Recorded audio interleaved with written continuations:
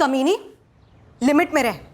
दीपक के आसपास भी आई ना तो काट के रख दूंगी तुझे। मैं उसके पास जाती हूँ? अरे यार जोक मत मार। देख, उसको असली औरत की जरूरत है, इसलिए वो मेरे पास आता है। इसके लिए तू चाहे अपने पल्लू से बांध के रख या अपने झूठे मंगलसूत्र से, वो तो मेरे पास आएगा। तुझे रत्ती भर भी शर्म नहीं है ना? पराये मर्द पर डोरे डालती है, दूसरी औरत का घर तोड़ती है। भूल गई इतनी जल्दी? हाँ, तूने भी किसी और का घर तोड़ के अपना खुद का घोंसला बनाया था। और रही बात पराये मर्द पे डोरे डालने की, तो मेरे इतने बुरे दिन भी नहीं आए और ना ही आएंगे कि मुझे किसी और मर्द पे डोरे डालने पड़े। तो दीपक को दूर क्यों नहीं करती है? क्यों करूं मैं? हम लोग साथ में काम करते हैं, मजे मारते हैं। और वैसे भी अब तो हम लोग का रिश्ता किसी और लेवल पे ही चला गया। अच्छा, उसने फोटोज नहीं दिखाई तुझे? क्या फोटो? रुक, मैं फोटोज भेजती हूँ तुझे।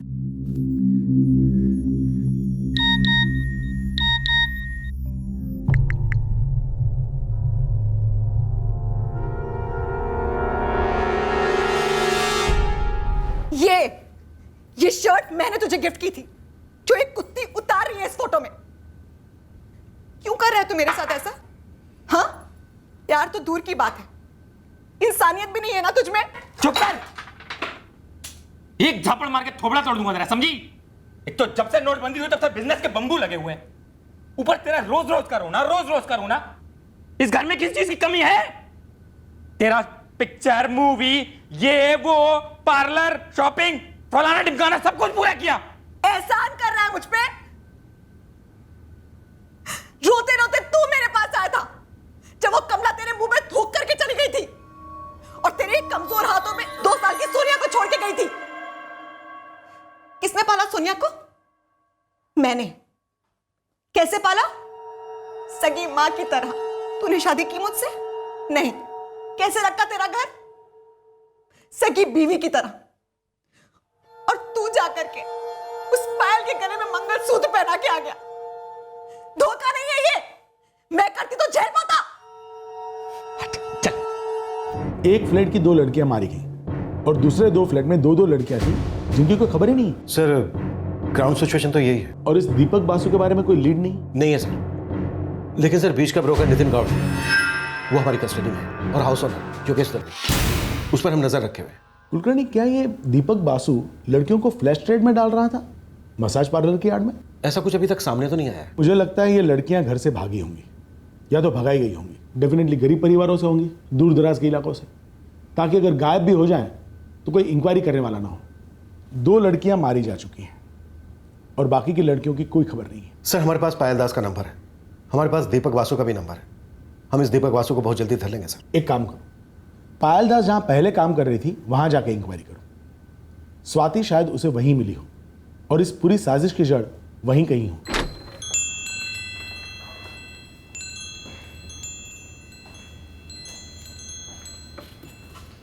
जी मैडम। मैं एसआई ज्योति बिरजे, क्राइम ब्रांच। इन दोनों को पहचानती हो? तुम्हारा मतलब है तुम पायल को जानती थी और स्वाति मित्रा को नहीं? एक्चुअली मैम, मैं यहाँ 2 साल पहले ही ज्वाइन हुई हूँ। तब पायल ऑलरेडी यहाँ काम करती थी, फिर 1 महीने बाद अचानक वो छोड़ के कहीं चली गई। और स्वाति? स्वाति मित्रा का नाम सुना था पर कभी देखा नहीं। स्वाति मित्रा के बारे में कौन बता सकता है? मैडम, यहाँ हर 6 महीने में स्टाफ बदलता है। अभी सब नए आए हुए हैं, लेकिन हाँ, सभी लड़कियाँ एक दूसरे के बारे में अच्छे से जानती है। छोटा सा सर्कल है, काफ़ी टाइट है। मैडम, अब 1 घंटे में स्पा शुरू होगा, तभी सब आएंगे। मैं बात करके आपको फ़ोन करती हूँ। दीपक बासु नाम सुना है? दीपक बासु? जी नहीं मैडम। पायल की लाश को पहचानना मुश्किल था, सोमेश सामने आया, लेकिन स्वाति, उसका फेस हमने न्यूज़पेपर और सोशल मीडिया पर पोस्ट किया था।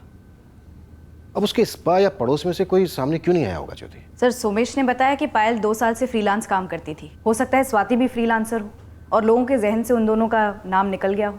और रही बात क्लाइंट्स की, तो उनमें से किसी का भी आगे आकर पहचान करना मुश्किल है, क्योंकि उनकी खुद की आइडेंटिटी कॉम्प्रोमाइज हो जाती। इस वक्त हमें दीपक बासु चाहिए। कोई तो होना चाहिए जो उसे पहचानता हो और ये जानता हो कि इस वक्त वो कहां हो सकता है।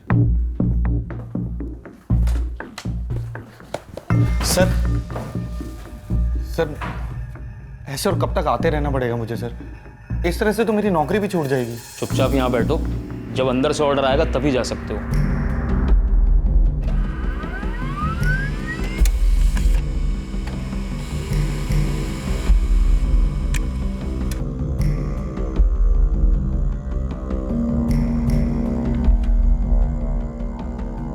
444098980।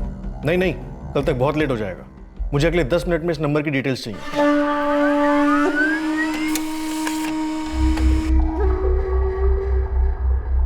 हाँ साहब, यही है दीपक बसु। सर, फोन कंपनी के फॉर्म पे एड्रेस है 15 दिवाकर हाउसिंग सोसाइटी अंधेरी ईस्ट। ये क्राइम सीन का भी एड्रेस है, पर वहाँ इस दीपक बासु को कोई नहीं पहचानता। और एक नंबर है 444098980। इस नंबर से 12 जनवरी को दीपक को लास्ट कॉल किया गया था। इसकी डिटेल्स के लिए भेज दिया गया है। मुंबई का ही नंबर है। पायल और स्वाति मसाज सर्विस करती थी। हो सकता है ये दीपक बासु उनका एजेंट हो किसी किस्म का। सारे मसाज पार्लर से स्कैन करो, कोई ना कोई ऐसा जरूर होगा जो इस दीपक बासु को जानता होगा। इस वक्त ये हमारा प्राइम सस्पेक्ट है। कुलकर्णी साहब, वो फ्लैट जिसमें खून के निशान पाए गए थे, वो 100% दोनों मर्डर्स का क्राइम सीन है। हम दीपक बासु नाम के एक आदमी को ढूंढ रहे हैं। उसका कोई क्रिमिनल रिकॉर्ड हमारे हाथ में लगा है। अश्विन, अगर उसके या उसके किसी साथी के फिंगरप्रिंट्स मिल जाए तो हम सेंट्रल डेटाबेस से मैच कर सकते हैं। वैसे हम पूरी कोशिश कर रहे हैं, बट क्राइम सीन से क्लियर फिंगरप्रिंट नहीं मिले। स्कैनिंग जारी है।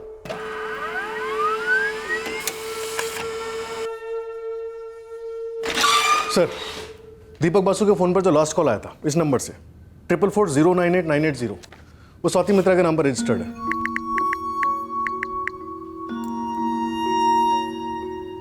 और सर, दीपक बासु का नंबर 444232111, ये 12 जनवरी से स्विच ऑफ है, रात 10:30 बजे से। स्वाति का लास्ट कॉल इसी दीपक वाले नंबर को था 12 जनवरी को, और उसके एक दिन पहले 11 जनवरी को पायल दास का लास्ट कॉल था इसी नंबर को, यानी दीपक को।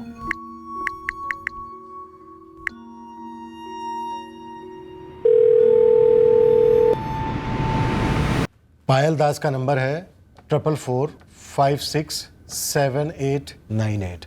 पायल दास 11 जनवरी को दीपक को कॉल करती है, और दीपक का नंबर है 444232111। दीपक को इस नंबर पर कॉल करने के बाद फिर 11 जनवरी को ही रात के 10:30 बजे पायल का नंबर स्विच ऑफ हो जाता है। स्वाति मित्रा का नंबर है 4444980 से 12 जनवरी को दीपक को कॉल करती है, और दीपक को कॉल करने के बाद 12 जनवरी को ही रात के 10 बजे स्वाति मित्रा का फोन भी स्विच ऑफ हो जाता है, जो अभी तक स्विच ऑफ है।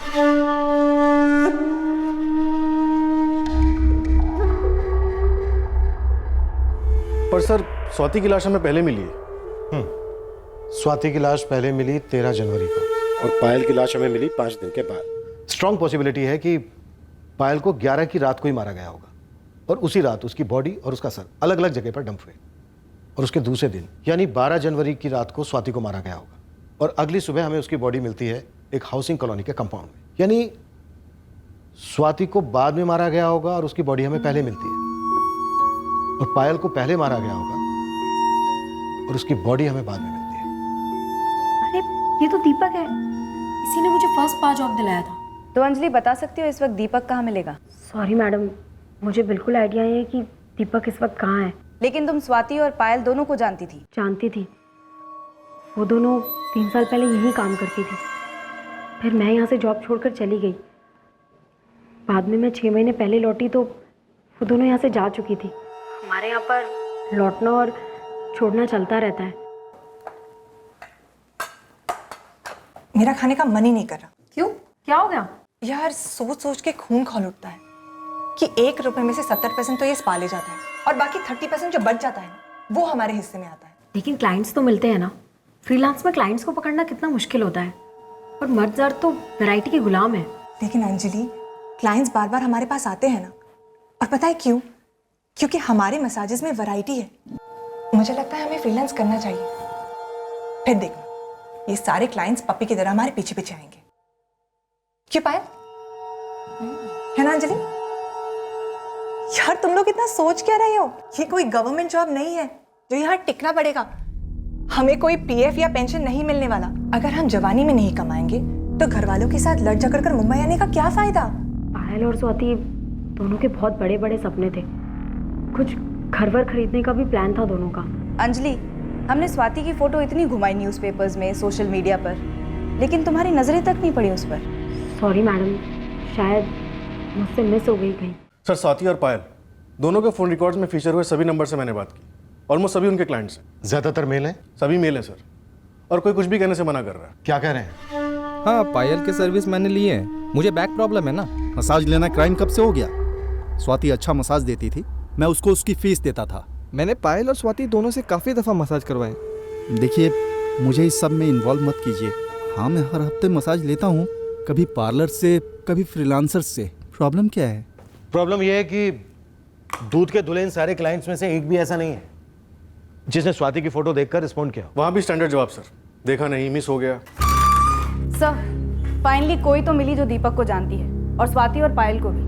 दरअसल दीपक एक एजेंट है जो इन लड़कियों को मुंबई में अलग अलग मसाज पार्लर्स में जॉब पर लगाता है। बेसिकली दल्ला। और ये लड़कियां क्या जॉब करती हैं इसका अनुमान कोई भी लगा सकता है। सर, इस बिजनेस से जुड़ी हुई 2 लड़कियों का भयंकर तरीके से कत्ल किया गया और दूसरे 2 फ्लैट की 2 लड़कियों का कुछ पता नहीं है। उम्मीद करते हैं कि ये बस वहां ना हो जहां इनके होने का हमें डर है।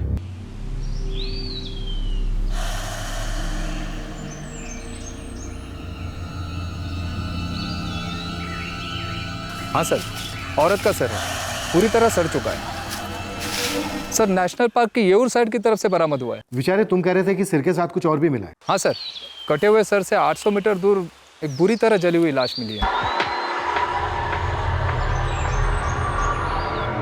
Male female? मेल है सर, लगता तो मेल है सर। हाँ, मैं दीपक बासु को अच्छी तरीके से जानती हूँ। वो तो हमें नजर आ रहा है। दीपक के फोन रिकॉर्ड में सबसे ज्यादा तुम्हारा नंबर दिख रहा है। हाँ, वो मैं दीपक की पत्नी जैसी हूँ। ये पत्नी जैसी क्या होता है? पत्नी जैसी मतलब हम दोनों लिव इन में रहते हैं। तुम करती क्या हो? कभी दीपक ने मुझे भी और लड़कियों की तरह जॉब पर लगाया था, स्पा में। फिर हम दोनों एक दूसरे को पसंद करने लगे तो मैंने ये लाइन छोड़ दी। हम दोनों साथ में रहने लग गए। दीपक इस वक्त कहाँ है? 13 जनवरी से वो घर नहीं आया है, ना ही फोन किया है। पूरा टाइम फोन स्विच ऑफ है। तुम्हारी आवाज से ऐसा लग तो नहीं रहा। मेरी आवाज़ में मत जाइए सर, बहुत टेंशन में हूँ मैं। इतनी टेंशन में हो कि पुलिस में कंप्लेंट भी नहीं की? सर, दीपक कई दिनों के लिए बाहर जाता रहता है, बस उसका फोन स्विच ऑफ नहीं होता। इस बार उसका फोन स्विच ऑफ है। माजरा क्या है सर, सब ठीक है ना? ये सुरेश मांजरेकर कौन है? सुरेश दीपक का दोस्त है सर। पर हुआ क्या है, कुछ तो बताइए। सर, इस सुरेश मांजरेकर का नंबर दीपक बासु के फोन रिकॉर्ड से बार-बार रिफ्लेक्ट हो रहा है और इसका फोन भी 12 जनवरी से स्विच ऑफ आ रहा है। इसके सिम कार्ड एप्लीकेशन फॉर्म पे भी दीपक बासु का ही एड्रेस है, जो हमारा क्राइम सीन है। जी सर। सर, दीपक के साथ लिव इन में रहने वाली लड़की प्रीति का कहना है कि दीपक ना 13 जनवरी से घर आया और ना ही उससे फोन पर बात हुई है। कोऑर्डिनेटेड क्राइम लगता है सर। 11 जनवरी को पायल का मर्डर हुआ, फिर उसकी लाश ठिकाने लगाई गई। 12 जनवरी को स्वाति का मर्डर हुआ, उसकी लाश ठिकाने लगाई गई। फिर ये दीपक ऑफ रेडार हुआ, और अब ये सुरेश मांजरेकर भी। और कल हमें एक जली हुई मेल बॉडी मिली और उसके पास से एक फीमेल सिर, जो शायद पायल का हो सकता है। ये कुछ ज्यादा कन्वीनियंट नहीं लग रहा, जैसे हमें गुमराह करने के लिए कोई प्लान रचा गया। पहचानते हो इस टैटू? ये टैटू मेरी फ्रेंड पायल ने बनवाया था, पायल दास। यही है पायल, मेरे बचपन की दोस्त पायल दास।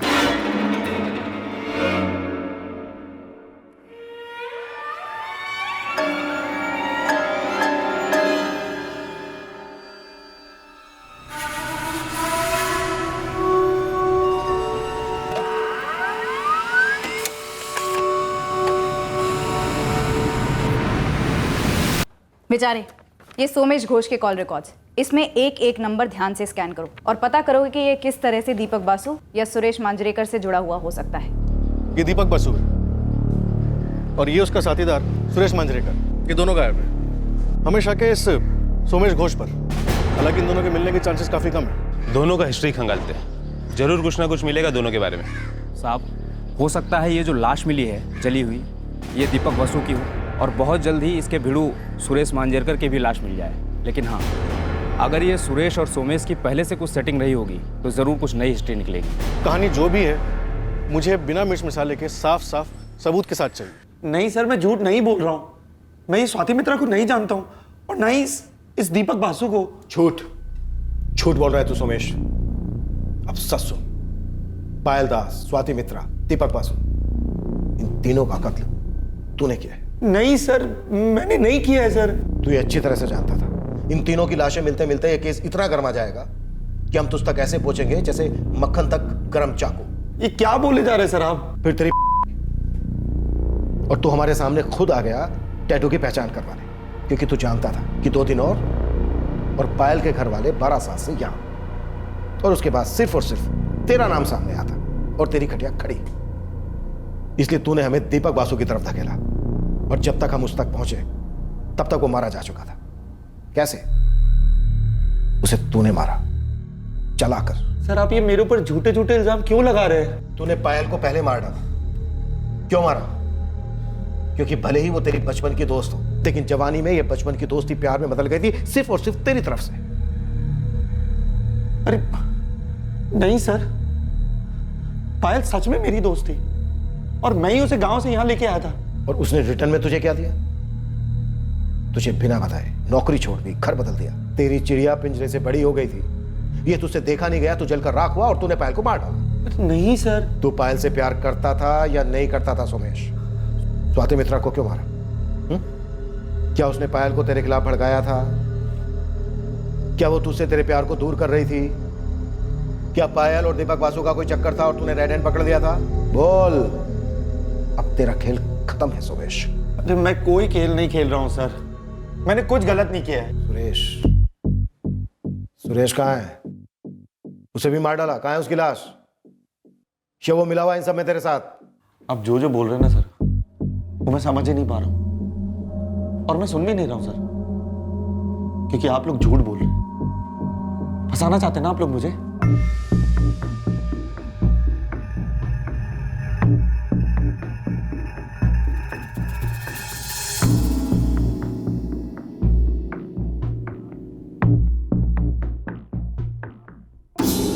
दीपक का कुछ फिक्स नहीं होता है मैडम, कभी कभी 4-5 दिन के लिए गायब हो जाता है। ये सुरेश मांजरेकर कौन है? दीपक का दोस्त बोलो या असिस्टेंट बोलो, साथ में काम करता है। पार्लर्स में लड़कियां सप्लाई करने का काम। नौकरी दिलाना उन्हें, ज़रूरतमंद लड़कियों को काम मिलता है, लाइफ बन जाती है उनकी। मैं भी मुंबई ऐसे ही आई थी दीपक की मदद से। पायल दास को जानती थी? हाँ, अच्छी तरह से। अच्छा हुआ ना नहीं कहा, मुझे बहुत गुस्सा आता। तुम्हारे कॉल रिकॉर्ड्स में पायल ही पायल है। मैं ना क्यों बोलूँगी मैडम, मैं उसे अच्छी तरीके से जानती थी। सुनकर के बहुत खराब लगा। स्वाति मित्रा के लिए खराब नहीं लगा? वो भी तो तुम्हारी लाइन से थी। मैं स्वाति मित्रा को नहीं जानती हूँ। ऐसे कैसे? पायल की रूममेट थी स्वाति। उन दोनों का एजेंट तुम्हारा पति जैसा दीपक था, बल्कि मरने के पहले तक वो दीपक के टच में थी। तुम पायल को जानती हो और स्वाति को नहीं जानती। किसी को ना जानना गुनाह तो नहीं है ना मैडम? तो मैं ये जानना चाहती हूँ कि तुम पायल को कैसे जानती थी? 2 साल पहले पायल हमारे घर आई थी। उसे और स्पा में जॉब नहीं करनी थी, कुछ अपना शुरू करना था, बस तभी मुलाकात हुई थी और टच में रहे। स्वाति हमारे कभी घर नहीं आई, तो जान पहचान नहीं हुई। आप सेटिस्फाई हुई? आप? मेरे सेटिस्फाई होने की छोड़, मैं तेरी कस्टमर नहीं हूँ। सेटिस्फैक्शन मुझे तभी मिलेगा जब दोनों के हत्यारे अंदर होंगे। मैं भी वही चाहती हूँ मैडम। अब मैं जाऊँ? हत्यारों के नाम बताओ। मुझे कैसे पता होगा? सोमेश घोष के साथ कौन कौन था? कौन सोमेश घोष? मैं सिर्फ पायल की भलाई चाहता था। तू पायल को चाहता था, काबू में रखना चाहता था उसे? नहीं सर, चाहना और काबू में रखना कभी एक साथ हो सकते हैं क्या भला? मैं बस उसके लिए फिक्र करता था। सुमेश, मैं जानती हूँ तुम्हें मेरी फिक्र है और ये अच्छी बात है, लेकिन तुम ऐसे दखल अंदाजी मत किया करो। मुझे अपना भला बुरा पता है। और अपने भले के लिए कुछ बुरा तो नहीं कर रही हो तुम? क्या मतलब? मतलब ये कि लोगों के घरों पे जाना, कभी होटल में प्राइवेट मसाज देना, ये कहीं कुछ और तो नहीं है? ये मेरा पर्सनल बिजनेस है। अचानक से बहुत पैसे आ गए तुम्हारे पास, उससे तुम्हारा कोई ताल्लुक नहीं है। जितने पैसे आए ना, दुगना गुरूर आ गया पायल तुम्हें। देखो सोमेश, मेरे सपने बहुत बड़े हैं, पर तुम्हारा पता है क्या है? तुम रहते मुंबई में हो, लेकिन जीते अभी भी 12 सपने हमारे वो छोटे से गांव में। और तुम्हें मैं ही लेके आया हूँ वहाँ से, भूलो मत। नहीं भूली हूँ मैं, कुछ भी नहीं भूली हूँ। और तुमने जो भी किया ना, उसके लिए अनेक धन्यवाद। लेकिन एक बात मैं क्लियर कर दूँ, अब से तुम्हारी जिंदगी तुम्हारी है और मेरी जिंदगी मेरी, ठीक है? फिर तुमने जो भी मदद की है ना, उसके बदले में तुम्हें कुछ भी चाहिए तो मुझे डायरेक्ट बोलो। बाय। सोमेश, अब तू ये बिल्कुल मत बोलना कि तुझे जलन नहीं थी। जलन और दर्द में फर्क नहीं होता है क्या? तब दर्द हुआ था मुझे, ये सोचकर कि मैं पायल को इस शहर में सही तरीके से जीना नहीं सिखा पाया। और अब दर्द होता है कि मुझे पीछे नहीं हटना चाहिए था, मुझे उसको उस लाइन से निकालना चाहिए था, इस गन से कट कर देना चाहिए था मुझे उसे। इस लाइन से पायल को कट नहीं कर पाया तो तूने उसका गला ही काट दिया। अरे नहीं सर। दीपक बासु पायल को क्लाइंट्स दिलाता था। मुझे क्या मालूम सर, वो तो अचानक से मेरे पास निहारिका का कॉल आ गया तो मैं चौंक गया कि जिनसे 2 साल तक मैंने बात ही नहीं की, वो एकदम से मुझसे मदद क्यों मांग रहे थे। पर फिर मैंने सोचा कि इतनी पुरानी दोस्ती थी तो मैं भी निकल पड़ा उसे ढूंढने। उस वक्त तुझे पुलिस कंप्लेन करने की नहीं सोची? पुलिस कंप्लेन क्यों करता सर मैं? पायल जिस लाइन में थी उस लाइन में आपको क्लाइंट्स के साथ शहर के बाहर जाना पड़ता है, एक से ज्यादा फोन रखने होते हैं, नंबर बदलते हैं, और ये मर्डर वर्डर का तो मैंने सोचा ही नहीं था। लेकिन जब उस दिन मैंने वो टैटू देखा तो सब 2 और 2 4 हो गया मेरे दिमाग में। पायल मेरे लिए बहुत मायने रखती थी सर। प्रीति ने साथ दिया तेरा? अब कौन है ये प्रीति सर? कौन प्रीति? प्रीति, तुम अपना फोन स्विच ऑफ नहीं करोगी और मुंबई से कहीं बाहर नहीं जाओगी। दीपक या सुरेश तुम्हें कांटेक्ट करें तो तुम उन्हें कतई नहीं बताओगी कि हम तुम तक पहुंच गए, बल्कि उनकी जानकारी हमें ला कर दोगी, समझी? बोले मैंने 4 बार इंच बाय इंच पूरी गाड़ी स्कैन की है, बट डेड बॉडी को ट्रांसपोर्ट किए जाने की कोई भी निशानी हाथ नहीं लगी। ओके मैडम, इस सोमेश घोष का 12/7 से यहाँ तक का पूरा चिट्ठा खोला। इसका इस दीपक बासु और सुरेश मांजरेकर से दूर दूर तक कोई कनेक्शन नहीं है। और प्रीति के साथ? प्रीति के साथ भी कुछ नहीं है मैडम। ये इस सोमेश के फ़ोन लोकेशन रिपोर्ट्स है मैडम। 11 और 12 जनवरी की पूरी शाम को ये क्राइम सीन के आसपास भी नहीं था, और ना ही उन हाउसिंग कॉलोनी के पास था जहाँ से उन लड़कियों के शव मिले थे, और ना ही येऊर के जंगल में कहीं था जहाँ से उस आदमी की जली हुई लाश और महिला का सर मिला था। सर, या तो हम गलत एंगल फॉलो कर रहे हैं या ये सोमेश बहुत चालाक है।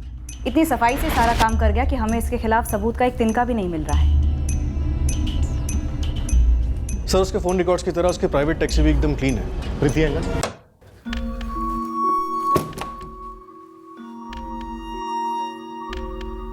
सर, प्रीति ने सोमेश की तरह खुद ब खुद काफ़ी कुछ बता दिया, जैसे उसका और दीपक का रिश्ता, उसकी और पायल की जान पहचान, और उसका स्वाति को ना जानना। सोमेश जेलेसी वाला एंगल साफ इनकार कर रहा है। अब ये सुरेश और दीपक हाथ लगे तो उनका मोटिव भी सामने आ सकता है। सर, अगर सोमेश किलर है तो एक बात अटपटी है, उसने स्वाति की लाश को पहचान के लिए छोड़ दिया, पायल का गला काटा और दीपक की लाश को जला दिया। उसने तीनों ही बॉडीज को जला क्यों नहीं दिया? उसके लिए ये काम काफी आसान हो जाता और लाशों की शिनाख्त करना काफी मुश्किल। ये उसकी चाल भी हो सकती है ज्योति। पहले फुल ऑन मिसलीड करो, उसके बाद दीपक को सस्पेक्ट बनाओ और फिर दीपक को जला के राख कर दो। कई और भी पॉसिबिलिटीज हो सकती हैं। हो सकता है सोमेश वाकई में इनोसेंट हो और मुझे दीपक जो लाश हमें मिली वो सुरेश की हो, जिसे किसी कारणवश दीपक ने मार डाला हो। या फिर उल्टा सर, लाश दीपक की हो और सुरेश ने उसे मार डाला हो। सर, इस वक्त दीपक के खिलाफ सबसे मजबूत पॉइंट ये बनता है कि दोनों विक्टिम्स पायल दास और स्वाति मित्रा ने मरने से पहले अपना लास्ट कॉल इस दीपक बासु को किया था। The number you have called is currently switched off.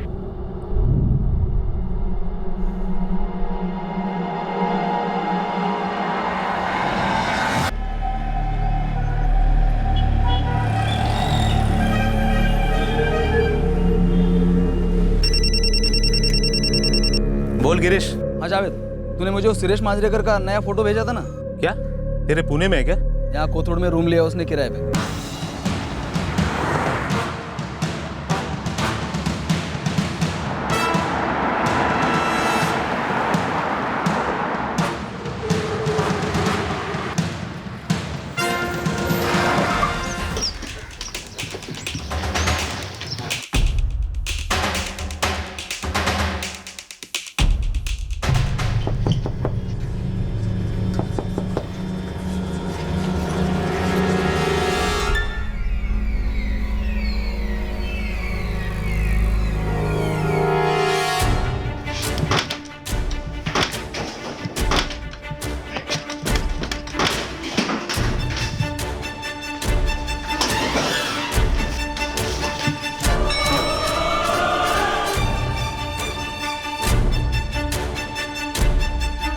Auto, चलो भैया।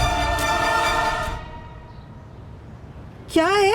कहाँ चली सवारी? तुमसे मतलब काम से जा रही हूँ। मैडम ने खास वार्निंग दी थी ना, मुंबई छोड़ के नहीं जाने की। वो गांव में मेरी माँ बहुत बीमार है। हमें पहले क्यों नहीं बताया? बीमार माँ की हम खास सेवा करते हैं। तुम्हारे साथ तुम्हारे गाँव भी चल सकते हैं। तूने भागने का ट्राई मारा ना, बहुत अच्छा किया। अब हमें ज्यादा माथा फोड़ी नहीं करनी पड़ेगी, मतलब तेरा माथा नहीं फोड़ना पड़ेगा। पहला सवाल, दीपक बासु कहाँ है? जिंदा है या मार डाला उसे? प्रीति, तुमने भागने की कोशिश की, यही बात हमारे लिए काफ़ी है जानने के लिए कि तुम इन मर्डर्स में इन्वॉल्व थे। जो कुछ भी जानती हो सब उगल दो। और ये मत समझना कि यहाँ औरतों की खाल नहीं खींची जाती। मैडम मैं सच बोल रही हूँ, मैं कसम खा के बोल रही हूँ, मेरी माँ बीमार है, मेरी माँ बहुत बीमार है। रेखा ये बोल रही है कि इसकी माँ बीमार है। चल इसका इलाज करते हैं। वो पत्ता कैंची वैची सब लेकर आ। बहुत दिनों से किसी पे हाथ नहीं साफ किया। देखो प्रीति, सुरेश मांजरेकर पकड़ा गया और उसने बोलना भी शुरू कर दिया। इसका मतलब ये कि तुम लोगों के नाटक पे से पर्दा उठ गया है। दीपक को मैं क्यों मारूंगा साहब? तो फिर किसने मारा दीपक को? दीपक को किसने मारा? आप लोगों को किसने बोला कि दीपक मारा गया है? जिंदा है? हाँ। पायल और स्वाति को किसने मारा? दीपक ने। सुरेश ने दीपक का साथ दिया। उन दोनों ने मिलकर पहले पायल को मारा और उसके बाद स्वाति को। उसी स्वाति को जिसे तू कल तक जानती नहीं थी। अब क्या छुपाऊं मैडम, मैं बहुत डर गई थी।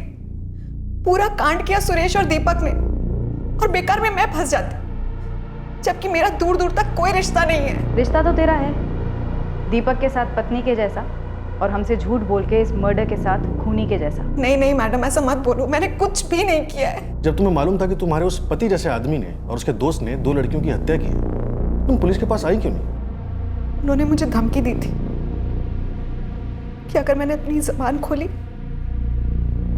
तो अगली लाश मेरी मिलेगी। क्या पलटी मार रही वो? मैं तो दीपक के साथ दोस्ती की वजह से फंस गया इस केस में साहब। दीपक प्रीति को क्या धमकी देता था साहब? सारा का सारा प्लान तो उसी ने बनाया था। और एक प्लान मेरे अंदर भी बन रहा है। उस प्लान के हिसाब से प्रीति गांव भाग गई, गुमशुदा अभी तक। और तुझ तक तो हम पहुंच ही नहीं पाए, पकड़ ही नहीं पाए तुझे। किसी को मालूम नहीं है कि तू इस वक्त कहां है। समझ रहा है ना? तुम और सुरेश जो फुटबॉल का गेम खेल रहे हो ना, हम उसके रेफरी हैं। फील्ड से ही नहीं, सीधा स्टेडियम से बाहर जाओगे और ऐसे बाहर जाओगे कि जिंदगी भर याद नहीं आएगा क्या खेल रहे थे। यकीन मानो मेरा साहब, ये 2 औरतों का मसला था, प्रीति और पायल का। उन दोनों के बीच में 36 का आंकड़ा था और जब उन दोनों के बीच में बुरी बजी ना सब, तब जाके ये सब प्लान बना। कमीनी, लिमिट में रह। दीपक के आसपास भी आई ना तो काट के रख दूंगी तुझे। मैं उसके पास जाती हूँ? अरे यार जोक मत मार। देख उसको असली औरत की जरूरत है, इसलिए वो मेरे पास आता है। इसके लिए तू चाहे अपने पल्लू से बांध के रख या अपने झूठे मंगलसूत्र से, वो तो मेरे पास आएगा। तुझे रत्ती भर भी शर्म नहीं है ना? पराये मर्द पर डोरे डालती है, दूसरी औरत का घर तोड़ती है। भूल गई इतनी जल्दी? हाँ, तूने भी किसी और का घर तोड़ के अपना खुद का घोंसला बनाया था। और रही बात पराये मर्द पे डोरे डालने की, तो मेरे इतने बुरे दिन भी नहीं आए और ना ही आएंगे कि मुझे किसी और मर्द पे डोरे डालने पड़े। तो दीपक को दूर क्यों नहीं करती है? क्यों करूं मैं? हम लोग साथ में काम करते हैं, मजे मारते हैं। और वैसे भी अब तो हम लोग का रिश्ता किसी और लेवल पे ही चला गया। अच्छा उसने फोटोज नहीं दिखाई तुझे? क्या फोटो? रुक मैं फोटोज भेजती हूँ तुझे।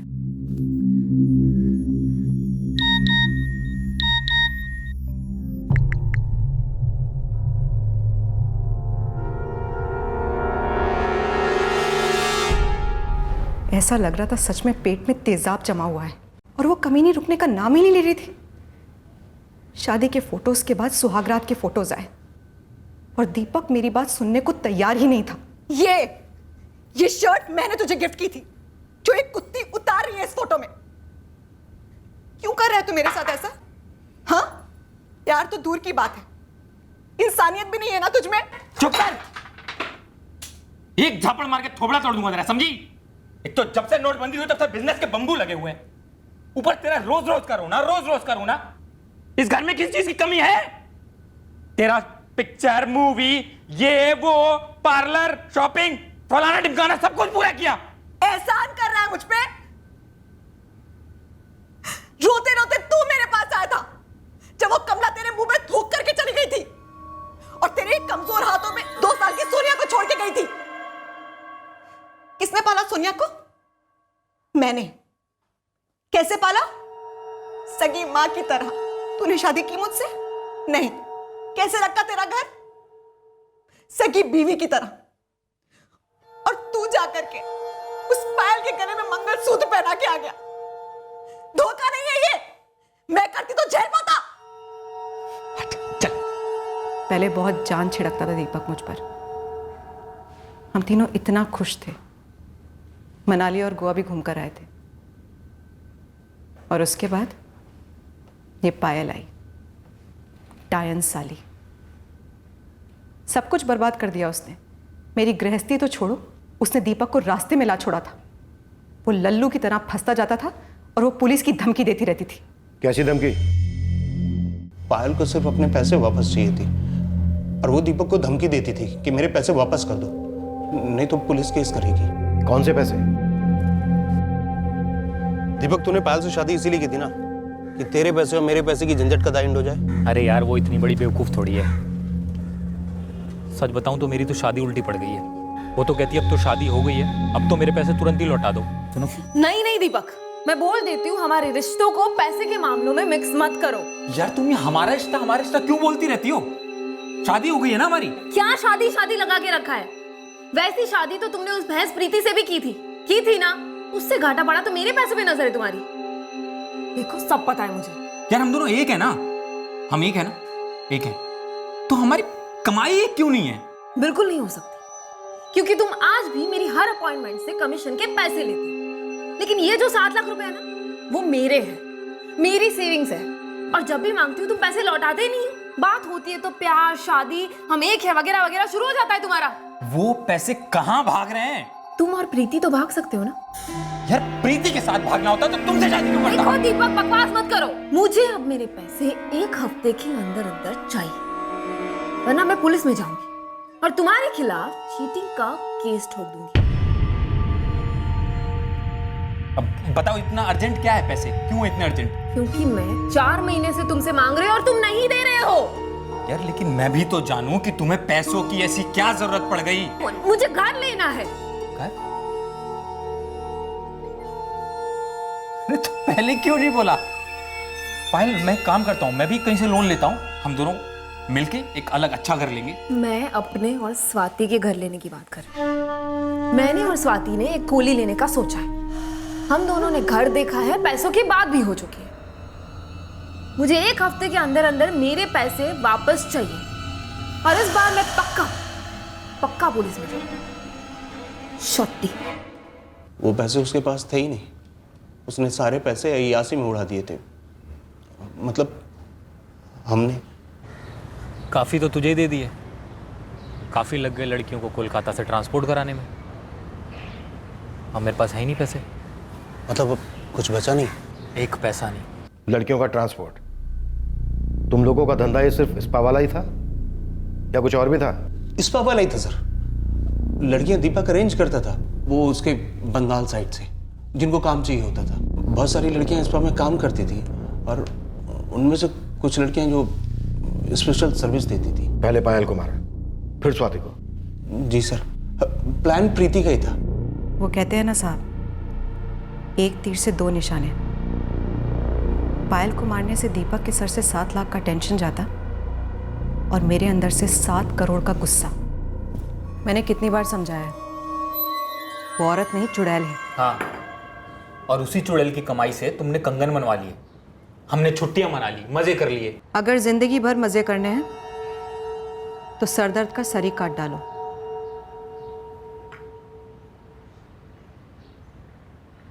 क्या कोई पहली बार थोड़ी होगा? और अगर एक की मौत से 3-3 जिंदगियां सुधर सकती हैं तो उसमें बुरा क्या है? और वैसे भी उसके आगे पीछे है कौन? और अगर है भी तो हमें क्या? उसकी सोचें या अपनी सोचें? तुम पायल के मर्डर की सोच रही हो? मैं तो सोच चुकी हूँ,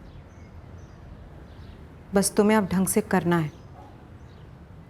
उसे पैसे देने के बहाने फ्लैट पे बुलाओ और फिर 1-1 पैसे का हिसाब देना। ऐसा हिसाब देना कि फिर पैसे मांगने की नौबत ही ना आए।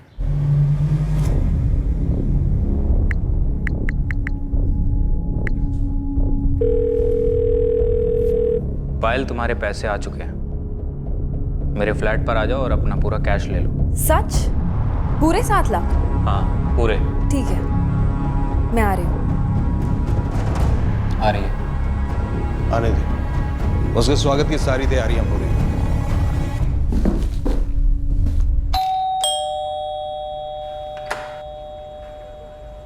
आओ पायल।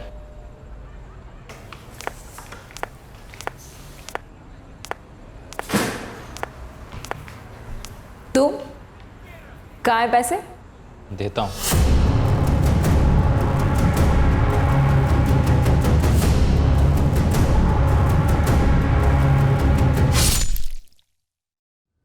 कुछ ज्यादा ही जोर से चॉपर चल गया जोश में, तो सर अलग हो गया बॉडी से।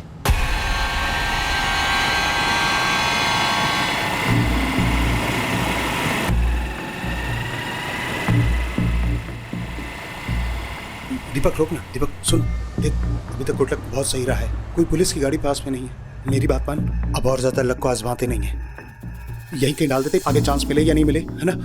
चल अंदर ले लेना।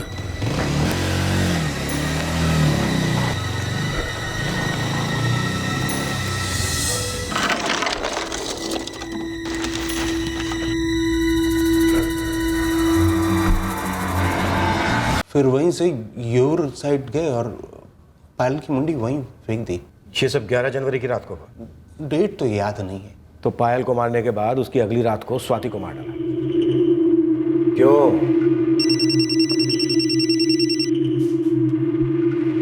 ये दोपहर से चौथी बार फोन कर रही है स्वाति यार। हमने स्वाति के बारे में तो कुछ सोचा नहीं साला। वो तो रूम पार्टनर है ना पायल की, और दोनों एक दूसरे के बहुत क्लोज हैं। अगर इस स्वाति ने कंप्लेन वगैरह कर दी तो हम लोग लटक जाएंगे। कहीं पायल ने स्वाति को यहाँ आने से पहले सब कुछ बता तो नहीं दिया कि मैं पैसे लौटा रहा हूँ, वो मेरे यहाँ आ रही है? सच में लटक जाएंगे यार। देखो रास्ता एक ही है, उसे रास्ते से हटा दो।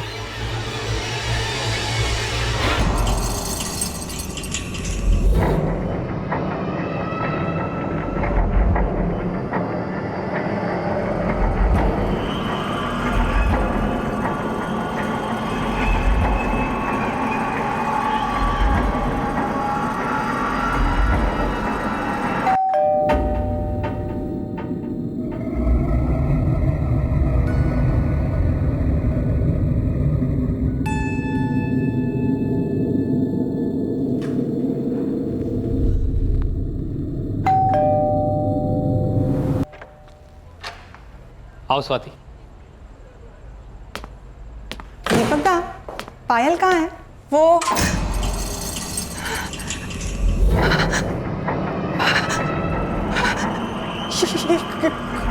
खून किसका है? पायल कहाँ है? बोला ना सो रही है। सो रही है मतलब कहाँ?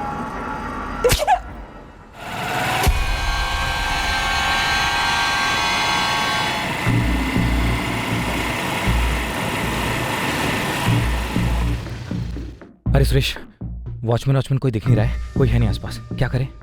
चल अंदर चल, चल जल्दी डाल देते।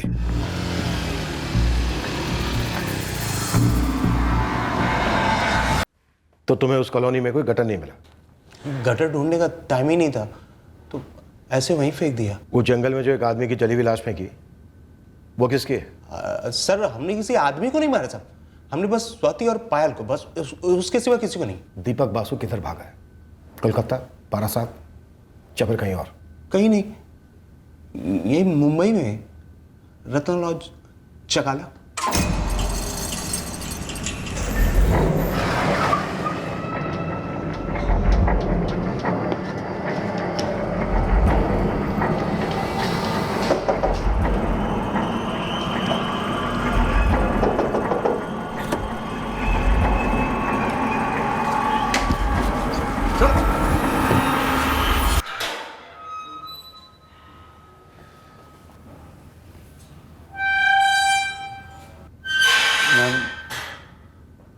दीपक बासु पकड़ा गया क्या? हाँ, उसे पकड़ लिया गया है। उसने क्यों मारा था पायल को? पैसों के लिए। वो पायल के पैसे नहीं लौटाना चाहता था। पायल दास, ये हेड पायल दास का है। डीएनए परफेक्ट मैच हो गया। और जाहिर सी बात है जो जली हुई आदमी की लाश मिली है वो दीपक बासु की तो नहीं है। हमने डीएनए प्रिजर्व किया है। अब आपके हाथ में फिर से एक ब्लाइंड केस है।